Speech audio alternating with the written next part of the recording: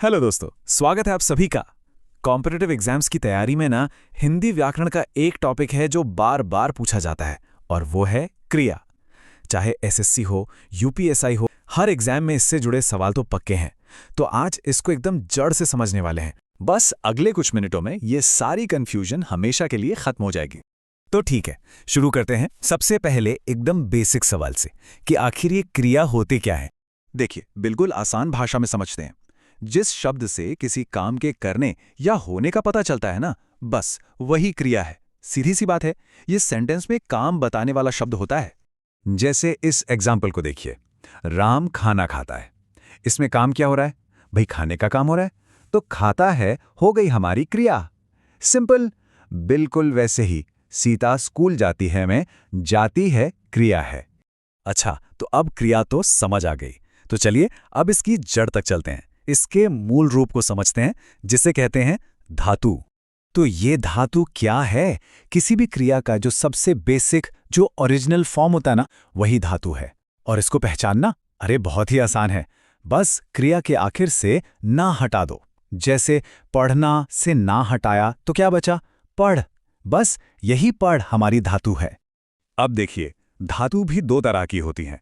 एक होती है मूल धातु, जो एकदम इंडिपेंडेंट होती है, जैसे जा, खा, पढ़। और दूसरी होती है यौगिक धातु। ये मूल धातु में कुछ जोड़ के बनती है, जैसे चल से बन गया चलना या पढ़ से बन गया पढ़ाना। चलिए अब आते हैं इस पूरे टॉपिक के सबसे इंपॉर्टेंट हिस्से पर, वो ट्रिक जिससे एग्जाम में आने वाला सबसे कॉमन सवाल चुटकियों में सॉल्व हो जाएगा। और वो सवाल ये है कि किसी भी क्रिया को देखकर एक सेकंड में कैसे पहचाने कि वो सकर्मक है या अकर्मक। यही वो पॉइंट है जहां सबसे ज्यादा गलतियां होती हैं। तो इसका एक, समझ लीजिए, एक रामबाण इलाज है, एक सुपर ट्रिक। हमें बस क्रिया से दो सवाल पूछने हैं, क्या या किसको। बस इसको एक फिल्टर की तरह सोचिए, जो दूध का दूध और पानी का पानी कर देगा। चलो इस ट्रिक को टेस्ट करके देखते हैं। पहला सेंटेंस है, राम खाना खाता है। क्रिया क्या है? खाता है। अब फटाफट सवाल पूछो, क्या खाता है? जवाब मिला? हाँ बिल्कुल मिला, खाना। जैसे ही जवाब मिला, मतलब हम सक्सेस पाथ पर हैं और ये क्रिया हो गई सकर्मक। है ना आसान? अब दूसरा एग्जाम्पल देखते हैं। राम सोता है। क्रिया है सोता है। पूछो सवाल, क्या सोता है? कोई जवाब मिला? नहीं, सन्नाटा, कोई जवाब नहीं। तो जब कोई जवाब ना मिले तो समझ जाइए ये फेलियर पाथ है और हमारी क्रिया है अकर्मक। तो बस एक गोल्डन रूल याद रखना है, जवाब मिला तो सकर्मक, जवाब नहीं मिला तो अकर्मक। बस इतना ही है पूरा खेल। तो सकर्मक और अकर्मक तो क्लियर हो गया, लेकिन इनके अलावा भी क्रिया के कुछ और टाइप्स हैं जिन्हें समझना जरूरी है। तो चलिए फटाफट उन पर भी एक नजर डाल लेते हैं।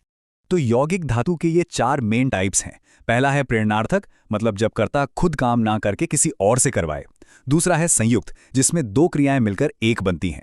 तीसरा आता है नाम धातु, ये संज्ञा या विशेषण से बनती है। और चौथा अनुकरणात्मक, जो किसी आवाज या साउंड की कॉपी से बनती है। इसको भी एग्जाम्पल से समझते हैं तो और क्लियर हो जाएगा। जैसे संज्ञा है बात, उससे क्रिया बन गई बतियाना, ये हो गई नाम धातु। और मान लीजिए दरवाजे पर आवाज हुई खटखट, तो उससे क्रिया बन गई खटखटाना, ये है अनुकरणात्मक क्रिया। तो चलिए अब तक जो कुछ भी सीखा है उसे टेस्ट करने का टाइम आ गया है। तैयार हैं? तो ये रहा आपका चैलेंज क्वेश्चन। सेंटेंस है, राम ने सीता को खाना खिलाया। अब इसमें जो खिलाया शब्द है, ये कौन सी क्रिया है? जरा सोचिए। चाहे तो एक सेकंड के लिए पॉज करके हमारा अल्टीमेट टेस्ट लगा कर देखिए। तो इसका जवाब है कि ये दो तरह की क्रिया है।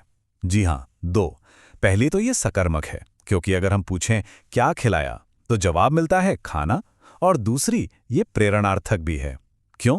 क्योंकि राम ने खुद नहीं खाया, उसने सीता को खिलाया, मतलब काम किसी और से करवाया।